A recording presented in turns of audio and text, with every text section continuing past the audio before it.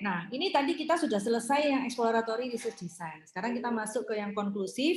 Tapi sebelumnya kita break dulu ya. Kita kembali lagi jam 3 ya teman-teman, kita break 10 menit ya. Kita balik jam 3 di ruangan ini ya. Silakan istirahat sebentar. Kita ketemu lagi jam 3 ya. Nanti kita masuk ke yang konklusif research design.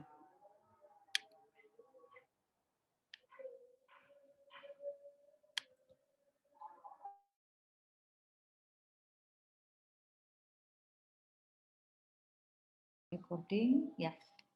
Oke, saya lanjut ya. Apakah semua sudah hadir? Sudah balik? Halo? Sudah, Bu. Ya, Bu. Nah, yang sudah balik tolong kasih itu reaction.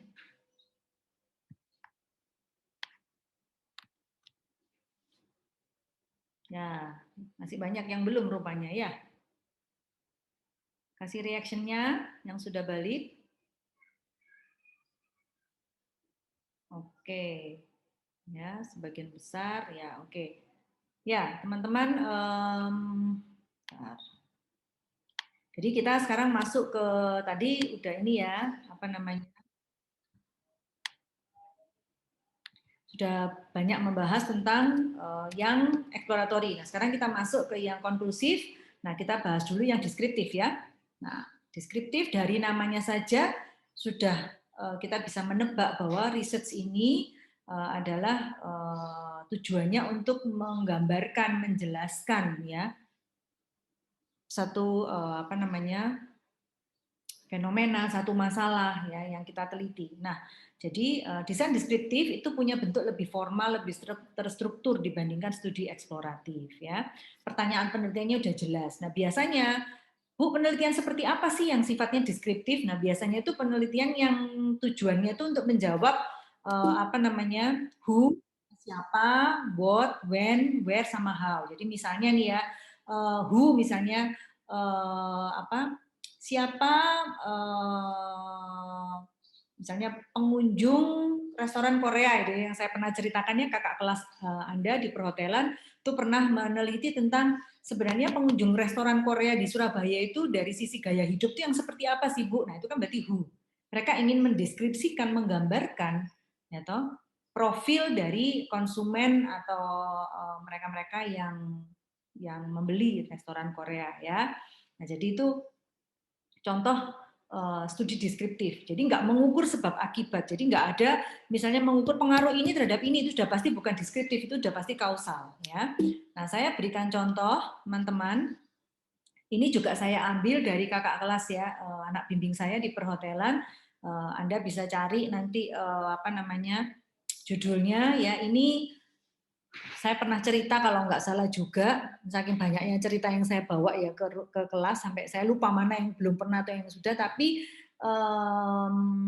dua kakak kelasmu ini, Darsono dan Sutanto ini dengan judul skripsi mereka analisa ekspektasi generasi baby boomer X dan Y terhadap atribut meal experience pada restoran keluarga di Surabaya itu, mereka ini termasuk dua mahasiswa pria ya, mahasiswa cowok yang termasuk yang rajin ya.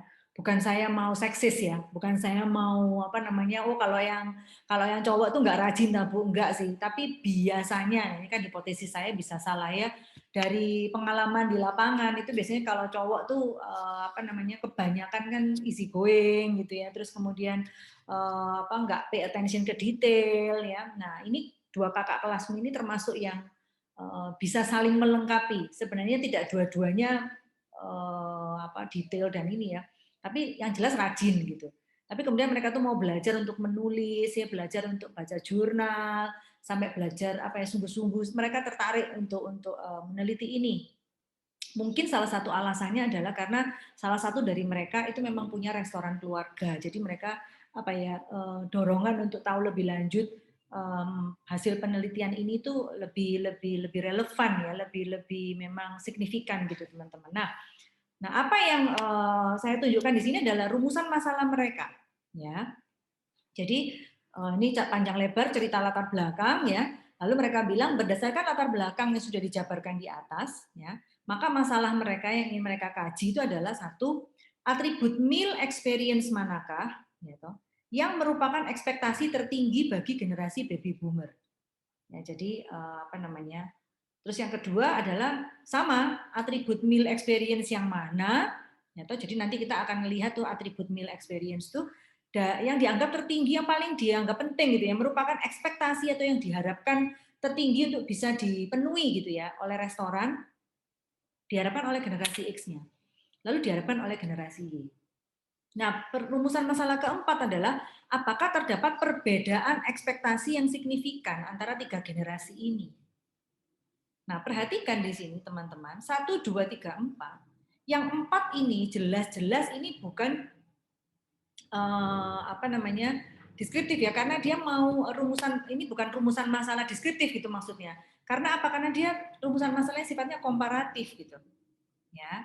Jadi, tapi ini tetap masuk studi deskriptif. Kenapa? Karena dengan dia mencoba menggambarkan bahwa oke, ini X ini loh yang dianggap penting, yang paling ekspektasinya tinggi itu di atribut ini kalau makan di restoran keluarga. Yang baby boomer ini, yang Y ini, terus mereka bedanya apa masing-masing. Nah, itu tetap kita mencoba untuk mendeskripsikan, menjelaskan.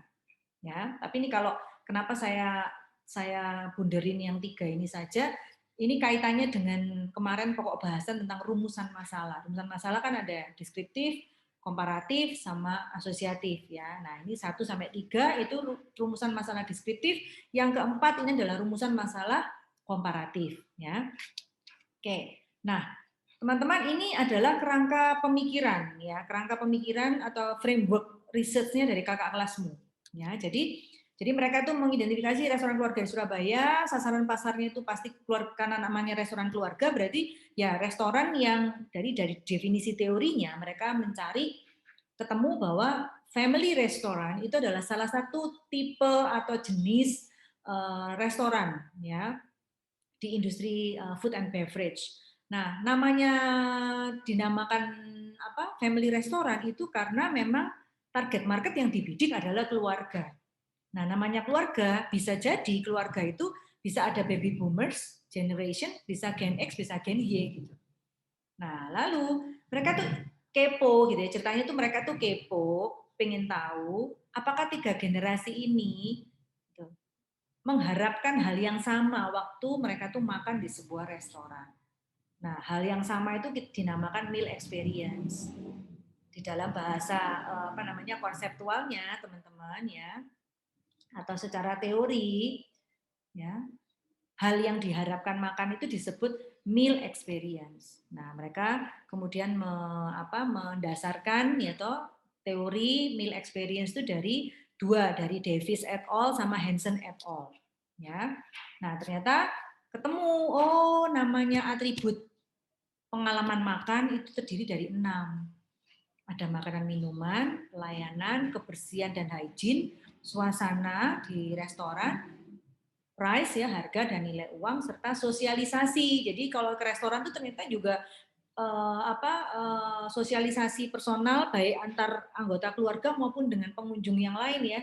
Itu juga mempengaruhi loh gitu ya. Nah, lalu mereka ingin menguji ini 3 generasi ini memandang atribut meal experience ini berbeda atau sama gitu ya. Nah, lalu ini saya tunjukkan saja hasilnya ya, saya cerita supaya kamu punya bayangan, oh nanti itu jadinya gini toh kalau penelitian deskriptif gitu ya. Nah, jadi ini teman-teman deskripsi, nah jadi apa penjelasannya deskripsi itu kayak begitu. Deskripsi atau gambaran rata-rata tingkat ekspektasi terhadap variabel makanan dan minuman. Jadi mereka itu skalanya 1 sampai 7 ya. Biasanya kan 1 sampai 5, tapi mereka pakai 1 sampai 7. 1 itu kalau atribut itu sangat tidak diharapkan. Dengan kata lain, least important, ya, sangat tidak penting. Ya. Nah, 7 itu bernilai atau value-nya adalah berarti atribut yang ditanyakan itu atribut yang sangat penting, sangat diharapkan. Jadi ini adalah apa namanya? Very important. Atau kamu bisa pakai extremely important, boleh. Ya. Nah, sama. Ya, nah. Jadi makanya 1 sampai 7. Nah, waktu dihitung min-nya ya 1 sampai 7 ya berarti ya range kalau min ya berarti antara angka 1 100 sampai 700 ya. Nah, kemudian ketemu. Nah, ini jadi contoh tadi kan ada 6 ya. atribut meal ya. Nah, ini saya kasih contoh saja atribut atau variabel yang pertama, kalau di penelitian, kalau di teori perhatikan ya, di teori bahasanya adalah atribut ya, benar ya. Tapi begitu udah masuk penelitian, ya pengolahan data, kita ngomongnya bahasa kita ubah bukan atribut tapi variabel. Makanya di sini kan variabel, ya. Nah, ternyata untuk variabel makanan minuman itu di breakdown jadi 9 indikator, 9 item pertanyaan. Ya. Oke, ini kamu bisa baca sendiri macam-macam itu ya, ada rasa, aroma, bentuk penyajian dan sebagainya. Nah, sekarang yang menjadi menarik, ini saya cuma anu aja, Anda aja. Itu ada yang saya highlight hitam, ada yang merah. Kira-kira maknanya apa ya? Kalau Anda ketemu data ini. Yang paling penting sama yang paling nggak penting, Bu. Jadi apa? Maksudnya apa itu? Coba. Yang paling penting itu yang paling apa ya? Berpengaruh itu Apa, Vero? Sorry. yang paling berpengaruh. Yang mana, Vero? Yang rasa makanan dan minuman yang enak itu di semua generasi. Sip, berarti baik itu nggak peduli generasi baby boomer X dan Y, kalau makan itu di restoran ya toh, ya pasti mereka pasti rasa makanan yang enak itu pasti ya itu paling penting ya, paling tinggi kan ya nilainya ya, betul ya. Nah, Iya. ya, terus kalau yang merah, Vero, apa yang menarik dari yang merah itu? Kalau yang merah itu sebenarnya paling termasuk yang tidak penting. Tapi ada yang menarik nggak itu yang jadi highlight?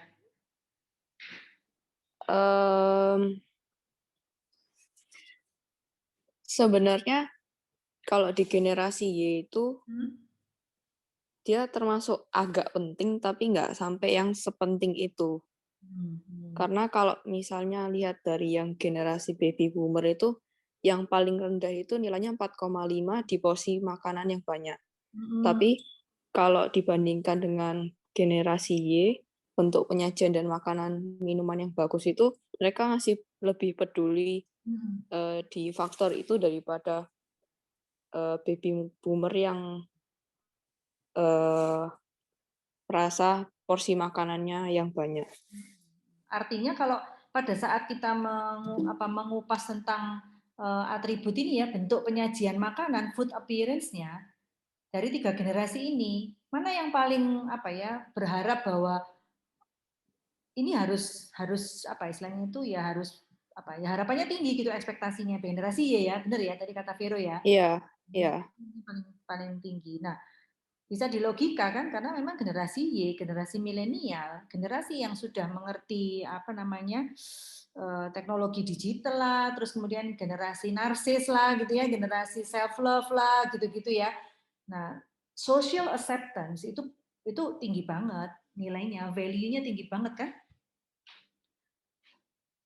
Kalau kalian rasanya generasi Z ya, kalian bukan generasi Y. Generasi Y itu generasi apa namanya yang lahirnya antara tahun 90 ya.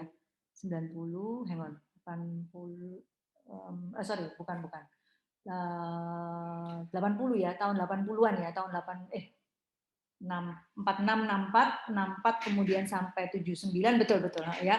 80 sampai 90-an itu kira-kira ya. 90 sampai 9 ya itu generasi Y yang disebut generasi milenial itu kan sudah generasi yang mulai bersosial media. Ya, kalau makan ya sama lah dengan generasi kalian nggak jauh-jauh ya kalau makan ya mesti bingung sama foto dulu ya betul ya. Ya toh apa namanya foto makanannya kemudian diupload ke akun medsos kalian ya. Jadi apalagi kalau kemudian makanannya itu unik ya, benar apa penyajiannya itu sesuatu yang menarik, wah itu kalian kayak bangga gitu untuk menunjukkan. Memang betul ya. Lalu ini ya kalau kalian perhatikan lagi baby boomers ya, yang menarik adalah ini tersedia pilihan menu makanan yang menyehatkan. Bagi generasi X dan Y mereka tidak terlalu peduli, tapi ini tinggi banget loh. 6.24 out of 7 itu sangat tinggi, masuk dalam range sangat tinggi. Jadi bagi mereka sangat penting kalau restoran keluarga itu bisa menyediakan menu makanan yang menyehatkan. Nah, ini contoh-contoh seperti ini teman-teman, kita nggak sedang membahas hasil penelitiannya ya, tetapi saya mau tunjukkan kepada Anda, ini contoh penelitian deskriptif gitu. Jadi kemampuan Anda dalam menjelaskan hasil penelitian yang ini mungkin simple penelitiannya, tetapi pada saat kamu bisa menggambarkan hasil penelitian dengan akurat, maknanya itu kamu bisa interpretasi dengan baik. Oh, itu jadi sesuatu informasi yang luar biasa. Ya. Nah, ini contoh yang berikutnya ya, variabel suasana. Anda bisa lihat sendiri ya bagaimana musik yang nyaman didengar itu poinnya sangat besar sekali di kalangan generasi Y. Kemudian suhu ruang yang sejuk itu lalu wifi juga menjadi bayangkan ini, bandingkan ini sangat jomplang banget. Generasi baby boomer mah nggak terlalu berharap, nggak terlalu dianggap penting itu wifi sama generasi X ya. Mungkin kalau generasi X lebih concern sama ngurusin anak-anaknya, ini mesen apa gitu ya. Tetapi kalau generasi Y itu fasilitas wifi itu sangat penting ya. Bagi generasi kalian dan generasi Y itu kebutuhan primer bukan lagi 3. Gitu. Bukan lagi sandang, pangan, papan, tapi sandang, pangan, papan, dan wifi itu jadi kebutuhan primer ya. Kalau nggak ada wifi kayak nggak bisa hidup gitu. Ya, ini sangat bedanya tuh kenceng tinggi banget gitu. Ya. Nah ini menarik waktu didiskusikan itu menjadi sesuatu yang sangat menarik teman-teman. Ya. Oke, itu contoh penelitian deskriptif. Nah tadi saya ceritakan penelitian deskriptif itu dibagi 2 gitu. Ada yang cross sectional, ada yang longitudinal. Ya, jadi yang longitudinal itu merupakan studi yang melibatkan beberapa kali observasi atau pengukuran atas variabel-variabel yang sama di sepanjang waktu tertentu. Ya, sehingga kita bisa memungkinkan menelusuri perubahan yang ada, perkembangan sama tren. Jadi yang diteliti itu sama gitu, hal yang sama terus. Ya, misalnya cohort study, misalnya ya, bagaimana misalnya ya, kayak kemarin sebelum pandemi ya. Nah, lalu kemudian gitu, kita ada pandemi nih. Nah, terus kemudian diteliti di awal-awal pandemi udah banyak tuh penelitian mulai bagaimana misalnya adaptasi mahasiswa. Nah, terus bagaimana adaptasi universitas pembelajarannya di masa pandemi. Nah, ini kan kemudian ditelusuri terus sampai kemudian ini sudah 1 tahun ya kita ya corona ya ulang tahun ya sudah ya. Nah, 1 tahun ini diteliti terus, diikuti terus, bagaimana diikuti prestasi studinya, diikuti motivasi belajarnya. Partisipannya sama tuh, diikuti terus, kemudian dilihat trennya. Nah, itu longitudinal study. Belum selesai studinya. Ya. Bisa jadi yang kemarin di awal pandemi survei udah keluar hasilnya. Nanti misalnya sudah 1 tahun keluar lagi diteliti lagi, kemudian keluar lagi surveinya. Kemudian dilihat ada pergerakannya, ada perubahan apa, ada trennya apa. Itu longitudinal study, teman-teman. Nah, tapi kalau cross sectional itu adalah studi di mana pengumpulan data atas sebuah kelompok sampel itu dilakukan pada satu waktu tertentu. Biasanya dengan survei. Ya, jadi kelebihannya apa? Cross sectional ini langsung bisa menangkap atau melakukan snapshot gitu atas kondisi yang sebenarnya terjadi. Ya, jadi misalnya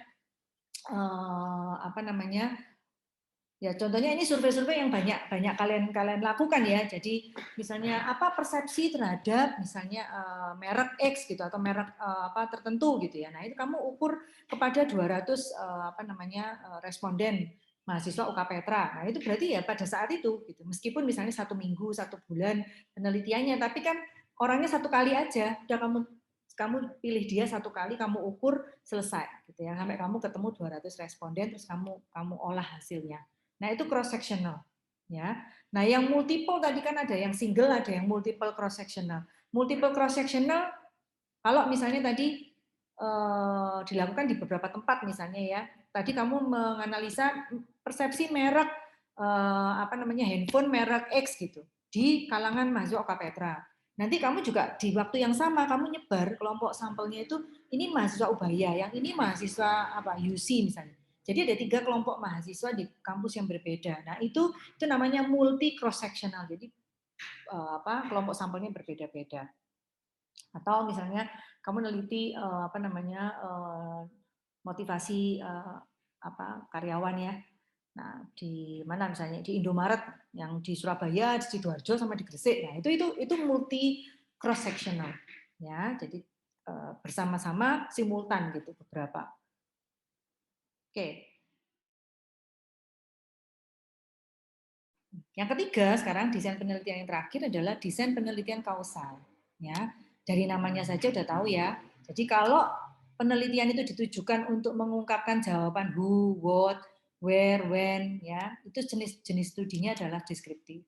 Tapi apabila penelitian itu ditujukan untuk mengungkapkan why-nya, ya, jadi bagaimana satu atau lebih variabel itu perubahannya itu bisa mempengaruhi variabel yang lain, maka jenis studi yang dimaksud adalah research desainnya adalah kausal. Ya. Nah, metode pengumpulan datanya yang umum biasanya eksperimen sama survei. Ya. Jadi kalau survei berarti ini melibatkan datanya statistiknya namanya statistik inferensial. Ya, nah ini saya langsung masuk contoh saja. Jadi ini contoh satu penelitian yang dilakukan di Jerman, teman-teman, ya. Penelitian kausal tapi pakai eksperimen. Ya, mungkin Anda bertanya, Bu, eksperimen itu kan biasanya di lab. Eksperimen itu kan biasanya untuk penelitian-penelitian yang sifatnya natural science, Bu. Tapi kalau social science bisa tak, Bu, di eksperimen? Oh, sangat bisa. Nah, ini contohnya salah satu ini yang saya mau jelasin ke kamu, ya. Jadi, apa namanya, ini sebuah studi di Jerman, ya. Nah, situ kamu bisa baca ya. 2 experimental studies. Ya. Jadi 2, ya. Mereka itu ingin mengukur gitu, apakah konsumen atau pelanggan yang puas itu betul-betul mereka mau bayar lebih atau enggak. Nah, ini udah jelas ya dari judulnya. Minggu lalu saya kan udah ngomong, kamu baca jurnal tuh baca dari judulnya aja kamu udah bisa tahu ini kira-kira variabel yang mau diteliti apa. Ya. Ya dari sini berarti udah pasti nih study ini jelas-jelas ini kalau orang Jawa bilang itu ini apa namanya cetho gitu ya, jelas banget variabel yang mau diteliti, yaitu karena mereka nulis a study of the relationship, gitu, hubungan antara customer satisfaction, ini berarti variabel satunya, kedua willingness to pay, nah, kemauan untuk membayar, ya. Nah, lalu dijelaskan sedikit, sampelnya ini 80 mahasiswa dari universitas di Jerman. Ya, dia bilang eksperimen ini terdiri dari 10 section. Jadi ada 10 skenario yang di ini apa namanya? 10 section itu itu anunya. Apa langkah-langkah eksperimennya, ya. Ada beberapa skenario ya, dia nanti di belakang nanti ada, ya. Jadi ini para partisipannya semua udah dikelompok-kelompokkan ya. Ini masuk yang partisipan yang skenario 1, partisipan yang skenario 2 dan seterusnya. Nah, apa saja variabel yang dimanipulasi, teman-teman? Kalau eksperimen tuh kalau dulu kan kamu waktu SD ya. Eksperimen apa yang pernah kamu lakukan waktu SD? Ayo. Pasti dilakukan oleh semua siswa SD. Ayo apa? Masih ingat nggak? Percobaan apa? Menanam kacang hijau. Oh, menanam biji itu ya. Ya, kacang hijau atau kedelai atau apa lah ya. Itu kan itu percobaan kan. Nah, waktu kalian menyusun eksperimen tersebut, kan ada kontrol variabel ya, variabel yang dikontrol. Misalnya ini apa namanya, yang ini dikasih air gitu ya, yang ini nggak dikasih air, yang ini misalnya dikasih sinar, yang ini nggak dikasih sinar. Nah, sinar, air itu ya, itu apa namanya kita sebut sebagai variabel yang kita manipulasi. Manipulasi itu tidak selalu artinya jelek ya. Bahasa Indonesia saja yang konotasi manipulasi itu jadi jelek gitu. Tapi sebenarnya manipulasi itu diatur di apa ya, dilakukan kontrol. Nah, itu namanya kalau dalam istilah penelitian eksperimental tadi itu namanya dilakukan kontrol, ya dilakukan intervensi gitulah ya. Nah, yang diintervensi adalah di eksperimen ini adalah kualitas makanannya diintervensi, lalu ambience-nya, lalu service-nya. Jadi mereka benar-benar pakai restoran, pakai apa sih, pakai lab gitulah ya, lab setting gitu, settingnya di sebuah lab, lalu mereka mengatur bagaimana level kualitas makanannya, ambience suasana yang diciptakan sama layanannya. Nah, mereka jelaskan yang dimaksud dengan kualitas makanan itu ada menyangkut rasa, kesegaran ya. Lalu kalau ambience itu desain interiornya, musiknya ya, lalu temperatur. Kalau service itu berarti tepat waktu, keramahan sama competence ya. Lalu mereka menciptakan 2 kondisi, favorable sama unfavorable. Dalam skenario yang favorable ya toh, untuk kualitas makanan, oh, berarti yang dimaksud favorable adalah kalau makanannya enak, semua ingredientnya fresh, gitu ya. kombinasi dari makanan itu cukup kreatif.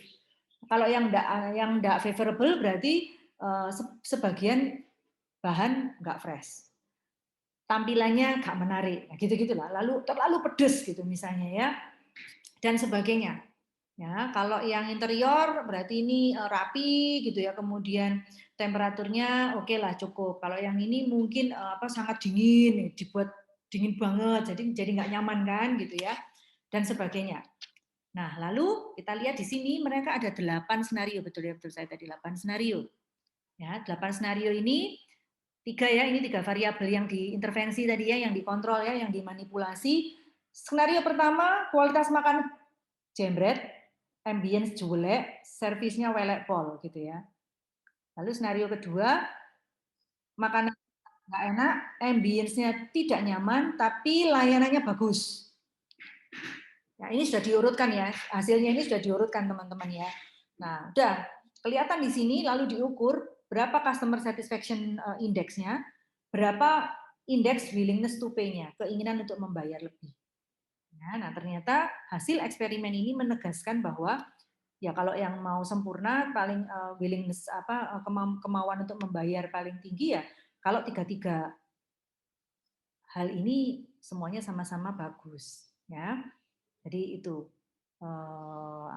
ternyata misalnya kalau ini ya servis nggak bagus nggak apa-apa gitu ya, asalkan makanannya enak sama ambience-nya enak, itu ternyata lebih tinggi daripada layanan bagus, makanan bagus tapi suasananya nggak enak. Mungkin kalau kedinginan ya, Mas Yo, kamu pegawainya ramah, senyumnya hangat gitu ya, menyenangkan, kemudian makanannya enak, tapi kalau kamu kedinginan kan kamu jadi nggak bisa kedinginan karena suhu ruangan terlalu dingin, kamu jadi nggak bisa nikmatin juga. Jadi mereka kemauan untuk membayarnya ternyata lebih rendah daripada kalau makanannya enak, ambience-nya itu nyaman, ya meskipun layanannya mungkin nggak seberapa cepat, menunggu agak lama nggak apa-apa lah. Nah ini studi eksperimen teman-teman. Ya, jadi saya mau tunjukkan kepada Anda bahwa ternyata kalau orang-orang social science kayak kita di manajemen gini, itu ternyata bisa loh penelitian dengan eksperimen. Ya, lalu teman-teman yang di retail misalnya, teman-teman pariwisata, itu bisa tuh bagaimana pengaruh musik itu berpengaruh ke misalnya ya lamanya orang itu belanja di sebuah toko, di sebuah store, bagaimana layout ya merchandise, visual merchandise itu bisa membuat orang itu lebih betah untuk dia itu menjelajah di sebuah toko. Nah, itu pengaturan ini warna yang menyolok disajikan di sebelah kiri apa sebelah kanan. Nah, jangan dipikir teman-teman pengaturan kalau kamu ke mana itu Hypermart, dulu masih ada Giant, kamu ke Carrefour ya, ke mana Trans ya, sekarang Transmart. Jangan dipikir kalau pengaturan layouting produk-produk itu enggak melalui sebuah studi, itu melalui sebuah studi. Ya, bahwa kalau pria itu kalau masuk ke sebuah toko itu dia pasti ke kanan dulu, kalau wanita itu ke kiri. Oh, itu sebuah studi itu. Itu namanya behavioral economics ya. Namanya neuromarketing. Kita belajar neuromarketing bagaimana makanya kalau karena cowok itu selalu ke kanan, kamu perhatikan barang-barang yang ada di sebelah kanan itu pasti barang-barang yang handyman gitu-gitu ya, barang-barang peralatan white goods kayak TV kayak gitu-gitu ya. Terus pokoknya produk-produk yang memang kaum Adam itu ke sana gitu. Tapi kalau yang cewek sebelah kiri itu mesti apa? Ya, pakaian gitu ya. Terus kemudian produk alat-alat rumah tangga yang memang kebutuhan sehari-hari, ya kayak gitu. Itu melalui sebuah studi. Itu dari eksperimen, teman-teman. Ya, nggak bisa kita lewat survei kuesioner, nggak bisa. Karena ya kita nggak bisa kan. Kalau Anda ke toko biasanya ada sebelah mana ya, bukan gitu. Cara paling tepat menangkapnya adalah dengan melakukan eksperimen dan melakukan observasi. Ya, minggu depan kita akan belajar tentang itu. Oke, itu eksperimen. Nah, pertanyaannya sekarang, Bu, lah kalau mau settingan laboratorium begitulah ya pasti mahal toh, Bu? Iya pasti. Makan waktu, suwi teman-teman ya, lama gitu. Bukan berarti nggak bisa ya, tapi bisa sih gitu. Ya, nah ya ini kalau di penelitian kita ilmu sosial, maka kemudian studi kausal itu ya, riset desain kausal itu bisa dilakukan juga dengan survei. Ya ini saya ambil contoh saja. sebuah penelitian yang dilakukan di Amerika, ya. Ini memang tokohnya, ini memang orang-orang Korea, tapi ini kerjasama antara si Suchong Sean Yang ini, dosen orang Korea tapi dia ngajar di Purdue University di Amerika. Nah, satunya dosen di Korea juga. Nah, mereka meneliti tentang apakah restoran experience itu berpengaruh terhadap positif IWOM, gitu ya.